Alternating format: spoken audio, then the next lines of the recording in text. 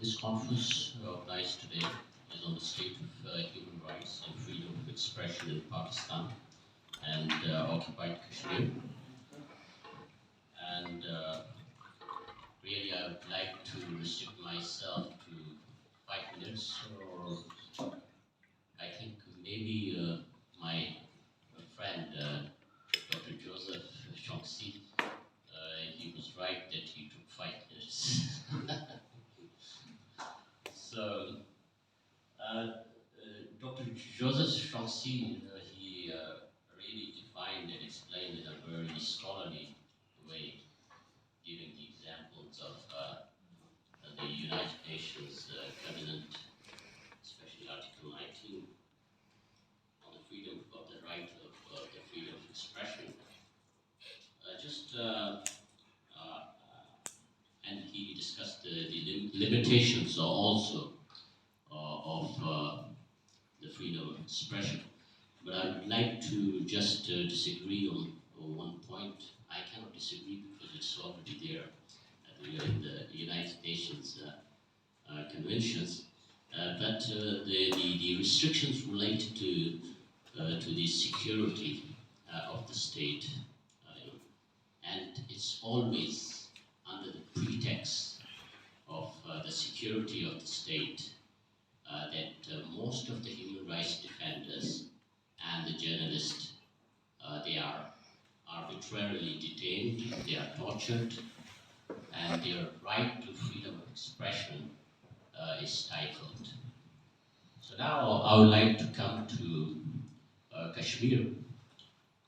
Right from the creation of Pakistan, Kashmir was divided, and our Kashmiri brothers are suffering for the last 74 years.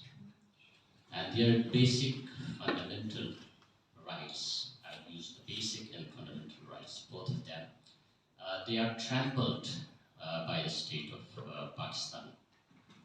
And the only solution to this long and very painful partition is the unification of the Kashmir. I hope one day we will see a unified Kashmir.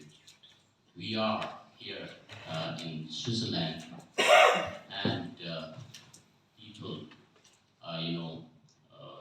compare Kashmir with the Switzerland of Asia. So hopefully this Switzerland of Asia will be united, and the people who are suffering, they will be free, they will enjoy their freedom of expression, they will enjoy their lives, and they will enjoy their resources. As our colleague Jamil Maqsood has said that our resources are looted and plundered by the state of Pakistan. And the same is the case with the people of Pashtun regions in Pakistan. I call it Pakistani occupied territories. So our resources, for example, the electricity, it is produced in NWFP, the hydel electricity, which is very cheap. It is produced in Khyber Pakhtunkhwa. I think it cost 1 rupees. And the same electricity is then transferred to Lahore. The distribution of the whole system of electricity is in Lahore. And the same electricity is then resold to Pashtun people on 19 rupees. And plus, they are always, we face load shedding. We produce about more than 4,500 megawatt of electricity. And our consumption is 1,500 megawatts. But even that electricity is not given to us. Similarly, oil and gas is produced in Khyber Pakhtunkhwa, in Karak, and other regions.